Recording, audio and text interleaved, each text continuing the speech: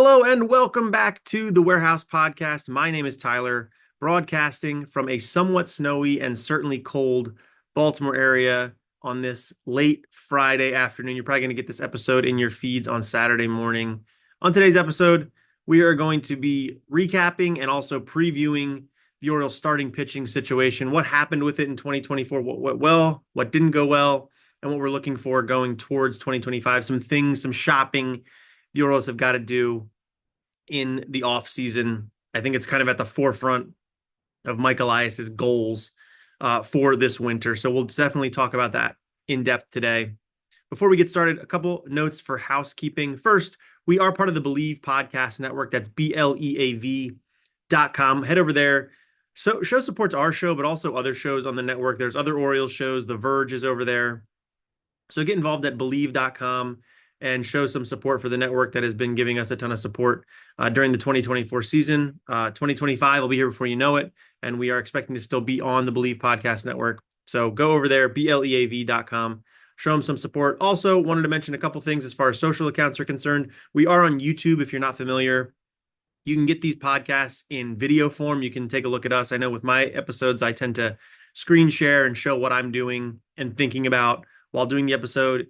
Eli and Jesse don't always do that, but you can take a look at them while they're talking about whatever the topic may be of the episode. So go over to our YouTube page, just search The Warehouse Podcast or youtube.com/@thewarehousepod, and we will pop up there and give us a subscription. It's free and helps us, broaden our message and broaden our audience there. We're at 285 subscribers. Would love to get to 300 sometime this offseason. And then also, on the social media kick, we are on Blue Sky now. That is, an up and coming kind of Twitter successor. As Twitter, not that we're getting into politics here, but Twitter is not the same as it was a few years ago. Blue Sky is now an alternative. To my knowledge, I think we're still going to use Twitter or X or whatever at the Warehouse Pod over there. But if you are over at Blue Sky now, we have an account over there as well at thewarehousepod.bsky.social. But if you just search the Warehouse Pod, you'll find us there. So get involved on Blue Sky if you are over there as well. And finally, before we get to the topic of the episode, of course, we have a sponsor for this episode, and that is BetOnline. BetOnline is the world's most trusted betting platform and your number one source for online betting. From the earliest odds to in-game live betting, BetOnline provides you with all the action and the ability to watch the games as they happen. With the largest selection of odds on everything from football, NBA, and college basketball, NHL to UFC and MMA. So head to BetOnline today to get in on the action in America's most trusted site for online wagering. That is BetOnline. BetOnline, the game starts here. All right, on to the topic of the episode, which, as I mentioned probably minutes ago now after I got through all that stuff, is the starting pitching for the Baltimore Orioles, which in 2024, it was a roller coaster of emotions for Orioles fans, I think, when it came to the starting rotation, going back to February. Early February, the Orioles, I believe it was February 1st or maybe late January, the Orioles trade for Corbin Burnes. All offseason it was the Orioles need to address the starting rotation. They have a good base with the guys they've got in-house, but they need that top-line guy. And we heard connections all offseason to Dylan Cease, Jesus Luzardo, talking about maybe the Mariners would swap some bats for some arms.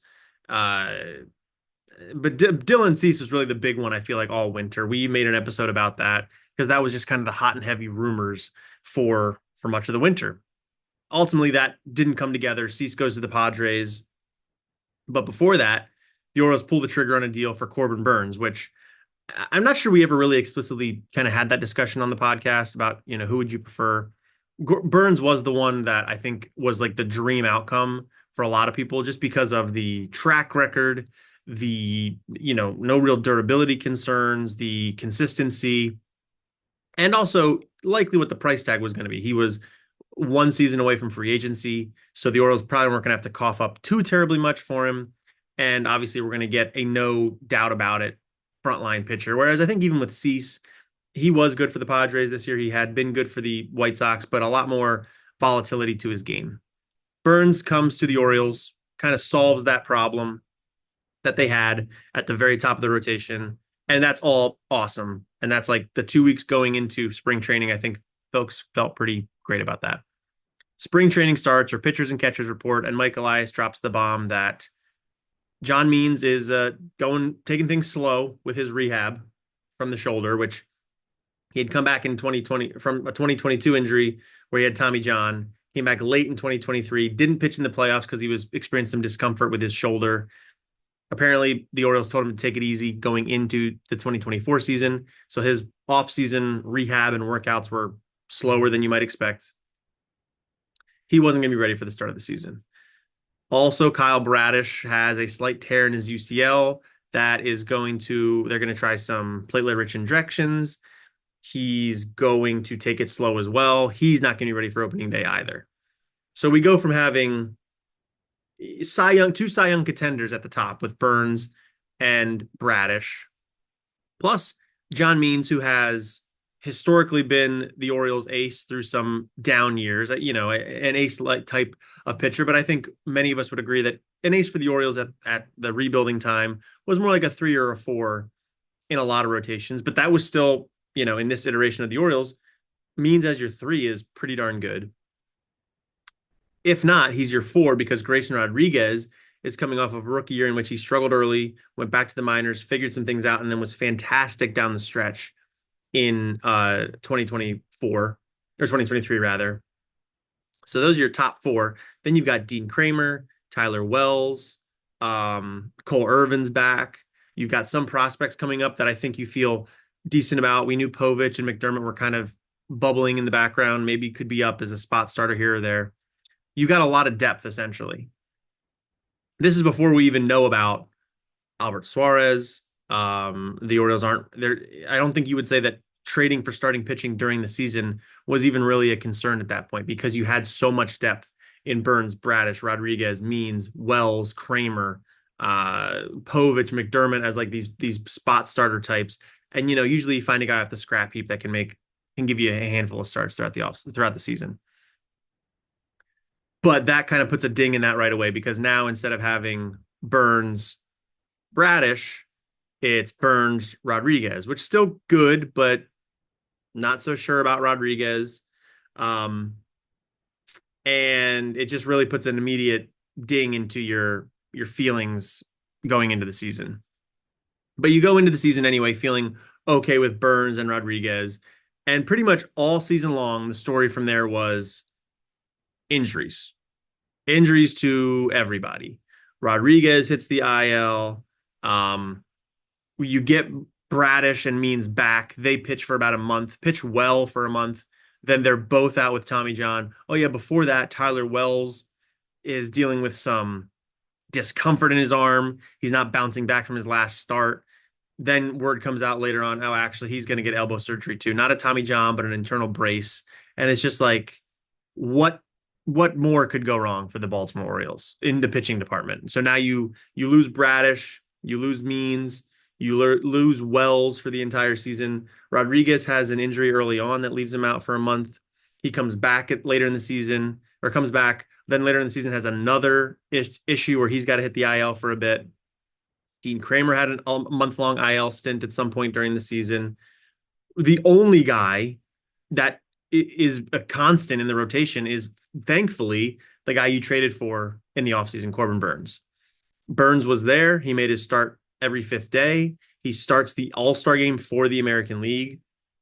And just in general, is a really fantastic, ideal addition that, thank goodness, the Orioles did that in the offseason because I'm not quite sure where they would be without him. The other guy you throw into that conversation of I'm not sure where the Orioles end up without him is Albert Suárez. This is a guy the Orioles picked up, I think, late in 2023 as sort of an off the scrap heap kind of guy. He had pitched in Korea, had actually been released from his contract in Korea, but had shown some intriguing things. The Orioles add him to the organization. I think is sort of a depth veteran piece that, like, maybe if everything clicks, he could get up to the majors and do something out of the bullpen or something like that. Well, they need Albert Suárez early and they need him often throughout the season. And he pitches out of the bullpen. He ends up pretty much finding a spot in the rotation and being really fantastic for the Orioles for most of the year. He certainly would have some downward trends occasionally where it felt like he was being overexposed a little bit, and the Orioles needed to kind of reel him back in a little bit or hide him a little bit. But then he'd recoup and he'd go out there and toss six scoreless innings against the Yankees or something like that, and just look really fantastic again. So Suárez, probably unsung hero of the year, at least like league wide. I think Orioles fans understand how crucial Albert Suárez was to the team's successes in 2024. But I think league wide, more casual baseball fan, no clue just how crucial Albert Suárez was to the 2024 Baltimore Orioles. Um, what else to say? Oh, Cole Irvin, also, I think you throw in that discussion, at least in the first half of the year. Obviously, the end of the year numbers for Irvin don't end up looking very good. 4.86 ERA for the Orioles. He gets DFA'd on two different occasions, ends up with the Twins for like one or two appearances. They DFA him as well. Tough end of the season for Cole Irvin. 6.37 Ks per nine, 2.1 walks per nine, 1.43 home runs per nine, 314 batting average on balls in play. Like this is the Cole Irvin saga. It's not overpowering stuff. He kind of tiptoes, sneaks by, and gets you through 4 or 5 innings, and you feel okay about it. But I think for this year's Baltimore Orioles team, that was so crucial to them as well. But you kind of got the sense as the season was going on, like this is not a long-term viable plan for the Baltimore Orioles to go into the postseason with Burnes as like a no doubt about it ace, and then who knows behind him. Rodriguez had injury issues. Kramer had an injury this year and has also been volatile in his performance. Irvin, I don't think you ever viewed as like a long-term solution, always going to be a stopgap. Suárez, who knows what you're getting out of him. And then the young guys, Povich and McDermott. McDermott made one start. It wasn't very good. Povich, I'd love to talk about here in just a little bit. But that was kind of the pitching staff was Burnes plus a bunch of question marks as the season went on. Trade deadline approaches, and Mike Elias does admit that the Orioles need pitching. This is not a season to throw in the towel. This is the 1 year you have Corbin Burnes. Let's not waste it with subpar secondary pieces in the rotation. So he does go out on the trade market. And I think now looking back, ends up getting the best pitcher that was available on the trade market. And that is Zach Eflin. You can certainly make arguments for Jack Flaherty. He was quite good for the Tigers, but I think for the Orioles, that didn't make a lot of sense. He didn't do well in 2023 for the Orioles. Didn't make a lot of sense for them to go back to that well. He goes to the Dodgers, does perfectly fine. The Dodgers win the World Series. Good for Jack Flaherty, but you can't really blame Mike Elias for not pulling the trigger on that one. But apart from Eflin, there wasn't a ton out there that I think you would have said obviously is a better option than Eflin. Crochet didn't get moved from the White Sox. Skubal didn't get moved from the Tigers. Tigers ended up going on a run, making the playoffs. Skubal wins Cy Young. Like, what a reversal there. It would have been amazing to get him, but I don't know that he was ever truly on the market apart from a crazy overpay from the Orioles perspective. And it makes sense why they didn't do that. But Eflin, it turned out to be a really good addition as well. He makes 9 starts for the Orioles, or I'm sorry, he makes 9 starts for the Orioles, 2.6 ERA, 3.94 FIP, and a 3.79 xFIP. So probably like not as good as that ERA indicates, but still plenty competitive. 7.64 Ks per nine and 1.79 walks per nine. So didn't walk guys, didn't get a ton of strikeouts, but didn't walk the guys. And I think that's kind of the crucial element to him. He just kind of came in with sort of that veteran professional stabilizing force that gave you like a more rock solid number 2 type pitcher going into the playoffs. And in the playoffs, he was good too. We've talked about this on the show a bunch, is that the Orioles' issue down the stretch was not the starting rotation. Despite all of those injuries, despite all of the adversity, meanwhile, the lineup was relatively stable. Obviously, Westberg missed some time. Mountcastle, Ramon Urias missed some time. But the big guys, Gunnar, Adley, wasn't hurt but really struggled. Cowser was around. Santander was around. Like, the big guns for the Orioles lineup were good, and the lineup just struggled. The rotation was missing a lot of their big guns. Bradish out. Rodriguez missed a lot of time. You luck out a little bit with Eflin, and it makes sense long term. Now Eflin is signed into 2025 as well under contract. Eflin was another lifesaver of a move. One that didn't work out so well for the Orioles was the addition of Trevor Rogers. They get him from the Marlins. That's the trade where they give up Connor Norby and Kyle Stowers. I think those are two players that are going to stick in the craw of some Orioles fans for a long time. I think where I stand on that, I'm not particularly worried about Stowers. I think he's got a lot of attributes that the Orioles have in-house that he was duplicative of a lot of those things and not really necessary anymore. Hopefully he does a great job with the Marlins. I wish him nothing but the best there. Uh, Norby, a little bit more up in the air on that one. He obviously can play second base, although I understand nobody really loves the glove there, but he can play second base. The Orioles currently are hoping Jackson Holliday figures it out there in 2025. Who knows? But Norby obviously would have filled a need for the Orioles right now and give you a little bit more of a certainty that they don't have going into 2025. But what is absolutely clear is that Trevor Rogers was not really a solution for the Orioles in 2024. He makes 4 starts for the team, pitches to a 7.11 ERA, strikes out 5.68 per nine, walks 4.74 per nine. So that's really the issue. Not missing bats, not making people chase. And I think after 4 starts, the Orioles had seen enough, and they said, Trevor, you're gonna go down to Norfolk and work on some things, buddy. Because again, he's another player that the Orioles will have under team control for quite a while. So hopefully they can figure something out there. But it wasn't working for 2024. But all in all, if you look at where the Orioles end up, in terms of rankings by statistics in 2024 for their rotation, they were top 10. They were, let's see here. If I sort by ERA, they were 14th in ERA, 3.94 ERA. In terms of FIP, they were 10th at 3.94 FIP.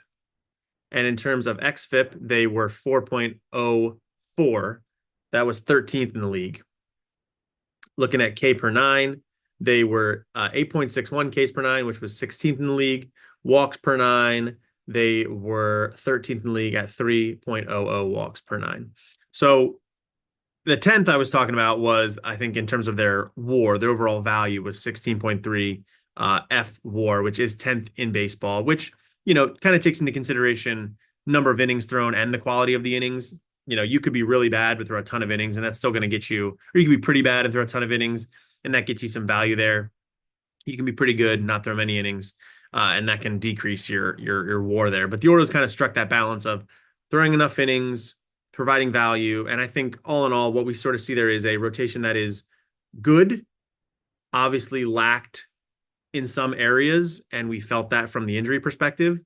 And now, going into 2025, they have an obvious hole to fill with Corbin Burnes now out via free agency. So I think that's kind of where I'd leave 2024, is that the Orioles, given all the circumstances of injuries, I was left quite impressed with how good the Orioles 2024 starting rotation was. And I think as a fan of the Orioles since the late 90s, when I had, awareness of life, have never really had that ace pitcher that I felt so confident in every 5th day. And it was really cool to have Corbin Burnes there to be able to do that, because that's just not a feeling I've been familiar with. And the Orioles pitching staff held up their end of the bargain as the season went on. And like I said, I think given all the circumstances, you can't help but be pretty impressed by how they pulled things together. And then in the playoffs, it was only 2 games, but Burnes was fantastic in game 1. Eflin was pretty darn good in game 2. And both of them had the team in a position to win those baseball games. And it was really the offense that just could not get anything done against the Royals pitching staff that leaves you wanting for more. And from the pitching staff's perspective, what more could you want us to do? So 2024 Orioles pitching review, really good production for the circumstances. Injuries suck. And unfortunately, as we move here into talking about 2025, some of those injuries are going to carry over to 2025, and that's going to impact what the Orioles can and should do this offseason. So let's talk 2025, and let's talk about Orioles offseason plans there. Obviously, they are losing Corbin Burnes, or at least as I record this, Corbin Burnes is a free agent. He has turned down the qualifying offer. That is one of 2 Orioles this year to turn down the qualifying offer, the other being Anthony Santander. Now, how the qualifying offer works, and if another team signs the here's how it goes. So the Orioles qualifying offer, the MLB qualifying offer, is a little bit over $21 million for a 1-year contract. The only player, there were 13 players offered that this year in MLB. The only one to accept it was Nick Martinez with the Cincinnati Reds. So he'll go back to the Cincinnati Reds on a $21 million 1-year deal. He will then become a free agent next year. I believe he cannot be extended the qualifying offer again. So Nick Martinez, unless the Reds sign him to a contract extension, will hit free agency next year. The other 12, including which 2 of them are Baltimore or 2024 Orioles, Santander and Burnes, have turned down the qualifying offer. So they are now free agents. However, any team that signs them will forfeit a draft pick to get them. Which draft pick that is depends on the type of club you are, if you are a revenue sharing team or a revenue sharing recipient or not. The Orioles are a revenue sharing recipient. So for the Orioles to sign a qualifying offer player, or a player that received the qualifying offer, like a Max Fried, they would forfeit their 3rd highest draft pick in the 2025 draft. So right now the Orioles have a 1st round pick, which will probably be in the 20s somewhere since they made the playoffs. Then there's the competitive balance, or the comp pick round right after that. If both Burnes and Santander sign elsewhere, as I think maybe we expect, that would be 2 picks in that sandwich round between round 1 and round 2. If the Orioles then sign a qualifying offer free agent, they'd give up their 3rd highest. So that would be not the 1st round pick and not the 1st compensation pick in that sandwich round. It'd be the 2nd compensation pick in that sandwich round. So the Orioles, instead of having 3 picks in the top 35 or so, they'd have 2 picks in the top 35. But the fact that they have 2 of those, if Burnes and Santander go, I think gives Elias and the front office quite a bit of leeway to get aggressive in the free agent market, because there is less risk there. You're not coughing up one of your 2 picks in the top 60 or whatever, or one of your 3 picks in the top 60. You're coughing up one of your 3 picks in the top 35 or so. So I think that is an important distinction there. But Burnes is a free agent, and I think right now my money would be on him not returning to the Baltimore Orioles. Why is that? Because we've yet to see Mike Elias really have the stomach for these big, splashy free agent deals. Really, he's not really had a stomach for any big deals of any kind. And he has spoken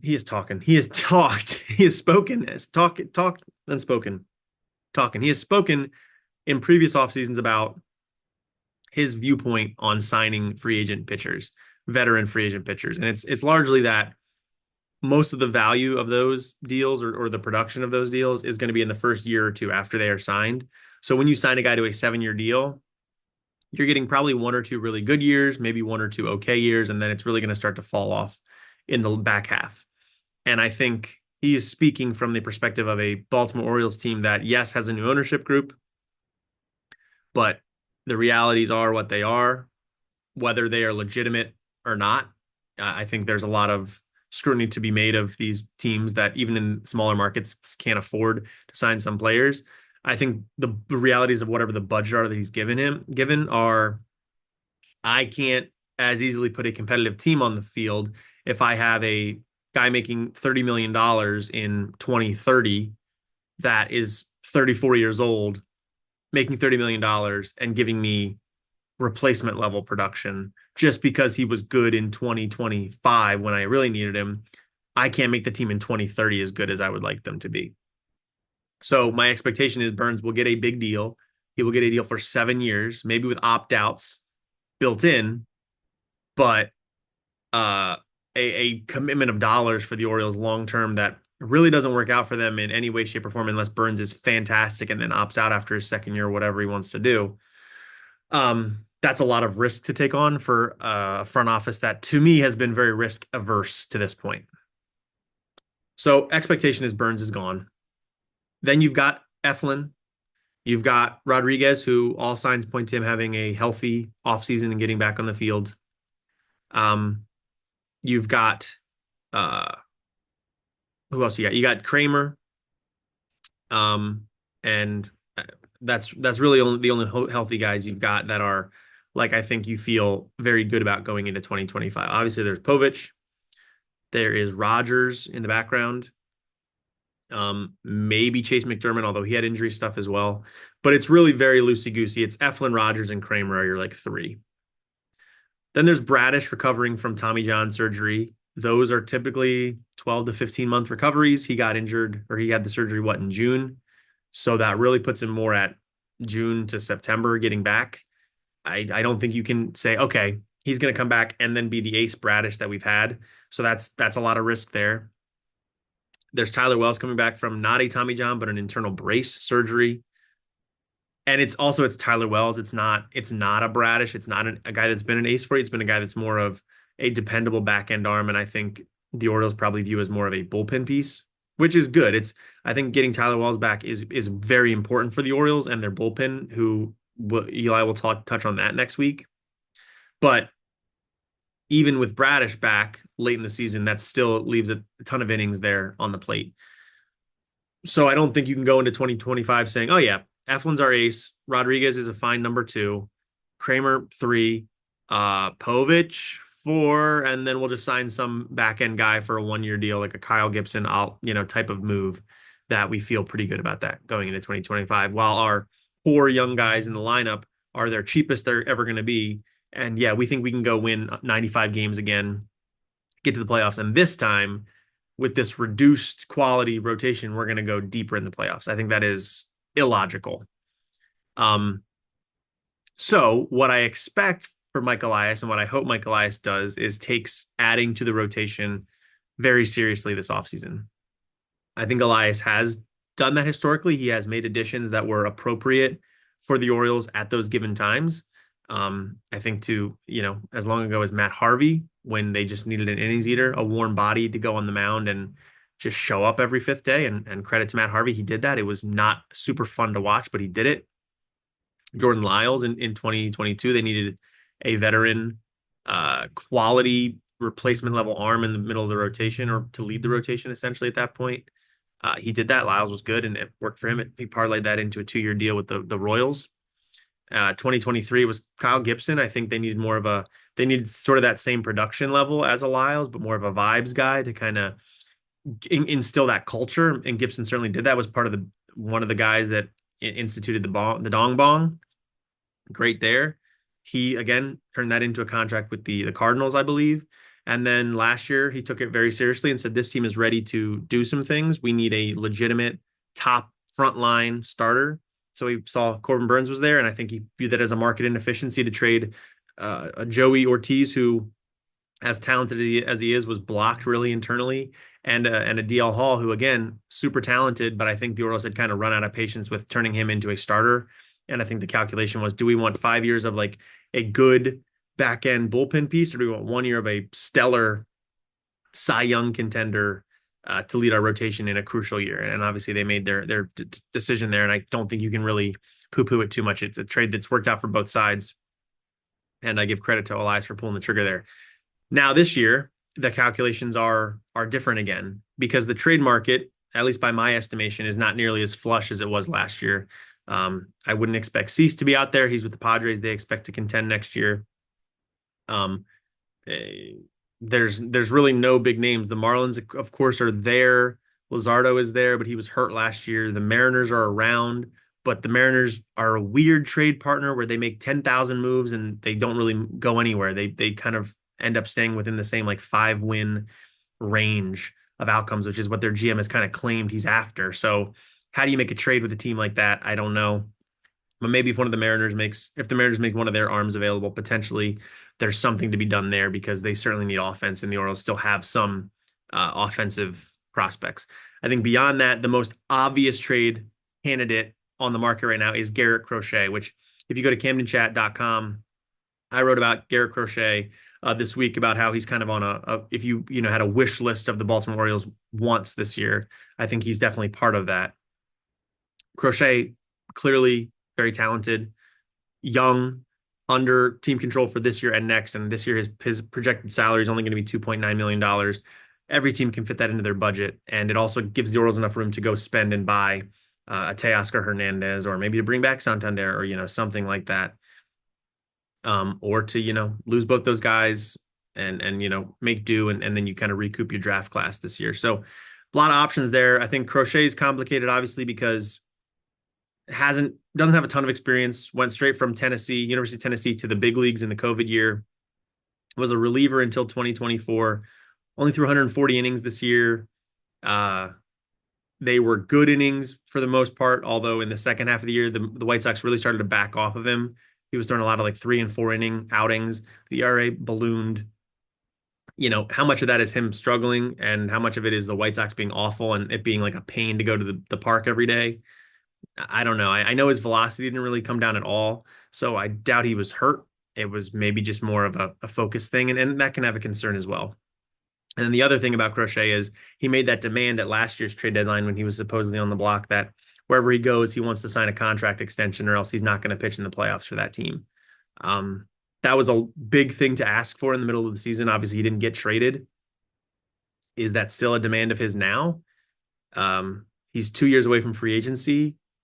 I wouldn't see why it wouldn't be his top concern right now, as a guy that has limited experience, that had Tommy John surgery in 2022. The point being, there's a lot of concerns there that maybe the Orioles don't do it. I don't think the trade cost would be that crazy. If you look at what the White Sox got for Dylan Cease last year, it was like one back end top 100 guy, two decent prospects, and then a fringy big league arm that was like 29 years old. I think the Orioles can pull that off. But will they do it? I don't know.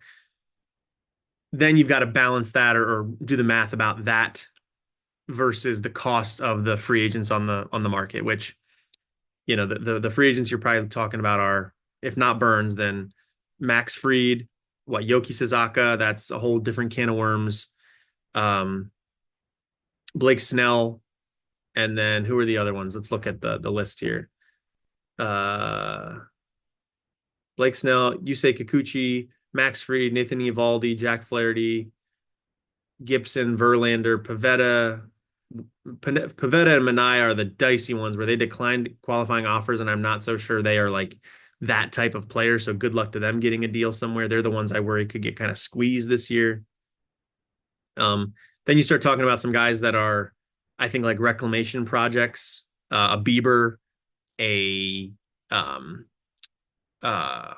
oh God, the guy for the Dodgers, not Kershaw, Walker Buehler. That's who I'm thinking of. These guys that I think have a lot of upside, but it's a reclamation project, and I don't think you view them as like leading the rotation. I could see the Orioles doing both, getting a big name and adding a reclamation project as kind of that depth piece. So what do the Orioles end up doing? There was a report from John Heyman earlier today that they were in talks with the White Sox over Crochet. That could just be a continuation and a touch base that they've had for a long time now. I'm not so sure. If I try to get inside Mike Elias's head a little bit, he values those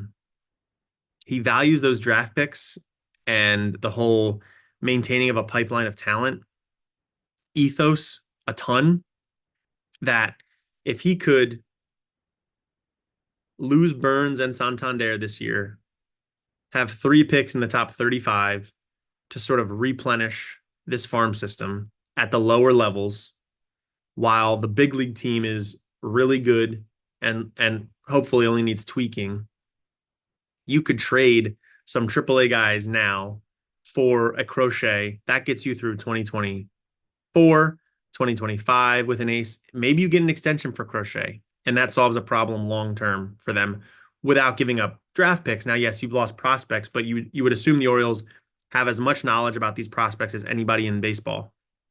You can say, all right, we know what these guys are. We like them. We don't love them. We think we've got other solutions internally that we can move off these guys and keep chugging along. And at the same time, we'll draft 3 21-year-olds that we view have similar talent and can ascend here. And in that way, we're not really losing all that much of anything. So that would be to go get Crochet, bring him in, give him an extension, and now you've solved at least a piece of the rotation. I don't know that I view Crochet long-term as like, there's no doubt about it, ace. But I think if he stays healthy, which is a big if, but he stays healthy. Late in the season, you've got Crochet, um, Bradish, Rodriguez, Eflin, Kramer. Like that's a pretty good five. And then obviously in the postseason, Kramer's not going to pitch as a starter.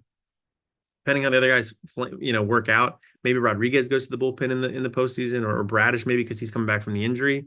Like that gives you a lot of flexibility. And then you go into 2026 with a Crochet, hopefully a Rodriguez that's really peaking, Bradish that's coming off of the Tommy John and probably looking to reestablish his value as he's going through arbitration. Like that's a good solid three that I don't know that you need to add more to that.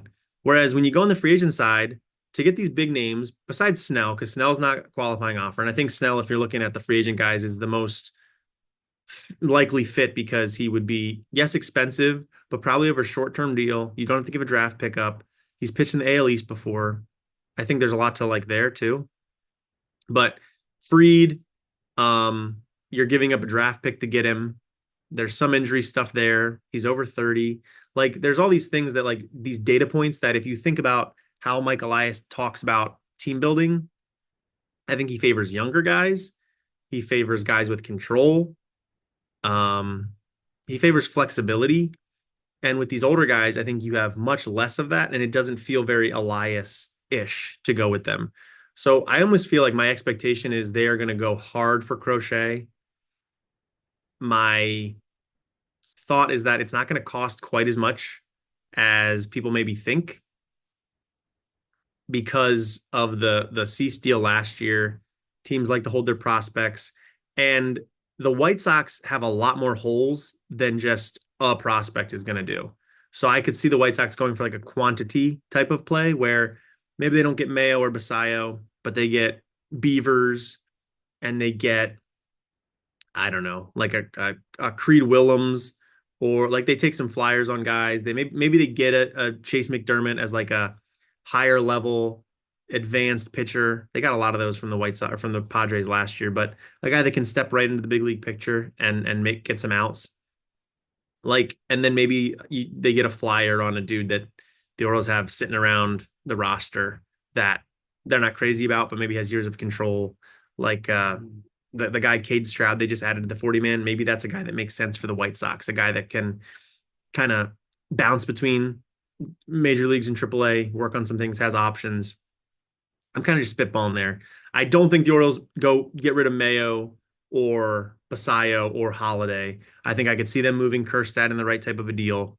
And then you have to balance is a Kjerstad equivalent. Is that are you okay giving that up? Because now you have to figure out something else in the outfield. I think probably they are. You feel good about Cowser in center, or I'm sorry, Cowser in left, Mullins in center going into the year. They're gonna go get a right-handed bat. Maybe they get a bat with a qualifying offer, like a Hernandez. But I think there's a lot of ways that, if I just read through his previous comments, I just feel like Elias doesn't love going the free agent route for pitching, for big time pitching. I think he's fine going that way to fill holes and to get somebody at the back of the rotation, but I just don't think he likes doing it for your big, substantial arms, because I just think he thinks you lose out on it more times than not. And he's not wrong about that. Really the big ones that have worked out is like Scherzer worked out with the Nationals. Cole's worked out for the Yankees. It's not a ton of them where you fork over the big money and it works out for them. So I think that's sort of my expectation is they go hard for Crochet to lead the rotation, or at least, maybe not over Eflin or Rodriguez. Maybe you give Eflin like the opening day start because he's the veteran, but to essentially be like that frontline starter. And then they also add an arm in the back to maybe, sort of an insurance policy. And it could be one of those guys that has that upside that you give them a chance to kind of rebuild their value and work with the Orioles pitching lab. And that could be a Bieber or a Bueller to give them, hey, here's one big like platform year where we're going to work with you. We want you to do well because that's going to be good for us. You want to do well to get that big contract. Let's work together on it. And that kind of gives you some depth there of, Crochet, Eflin, Bradish, Rodriguez. That's a good 4. Kramer, Suarez is still around. Povich, who I didn't really talk about in this episode, but I was really encouraged by Povich down the stretch. Obviously, that Oakland game being horrific, which they're not going to be Oakland. They're going to be just the Athletics in 2025, but that was so horrific. But he was quite good down the stretch. I feel good about Povich going into 2025. Um, that starts to feel like enough there to get through things. And then beyond that, I don't think you can plan too terribly much. Like you kind of just have to you get 5, 6, 7, 8 arms, and that needs to be enough to a degree. And then you get to June, see what happens, the war of attrition, and kind of go from there. Obviously, Tyler Wells will be back at some point. He can be maybe a fill-in guy. Obviously, like I said, Bradish won't be back till probably the second half of the year. But that feels pretty good going into 2025. So that is my expectation for the Orioles pitching staff. Like I said, I was impressed by them in 2024, given all the circumstances. Clearly, there are some needs going into 2025 that I feel confident Elias will navigate and add to. He has historically kind of risen to the moment and added the type of pitchers that the team needed at the time. And I'm hoping that he'll do the same this time. So I don't know. Let me know what you guys think on that. Is that crazy to talk like that? Are the Orioles gonna just go get some stopgaps and fingers crossed that Bradish comes back and looks like an ace and Rodriguez reaches another level? Let me know. And also, if the Orioles should go get somebody, who do you think they should go get? Leave a comment here on the YouTube video or go over to Twitter or Blue Sky and post at us that, your thoughts on what they should do this offseason. So that's all I've got for this episode. Just remind you folks, we are part of the Believe Podcast Network. Go over to Believe.com, Believe, BLEAV.com, and support our show as well as others. We have a YouTube channel. Head over there, give us a subscription. It's absolutely free. We would really appreciate it. Support Bet Online if you're into that. And then go over to Twitter or Blue Sky and follow us at The Warehouse Pod. We're excited to talk about baseball throughout the offseason. And yeah, that is all I've got for this episode. Sorry it went a little bit long, but I appreciate you guys for supporting the show so much. Tell a friend, rate and review us. And yeah, just thanks again for tuning in. As always, my name is Tyler, and this has been the Warehouse Podcast. Thanks for listening.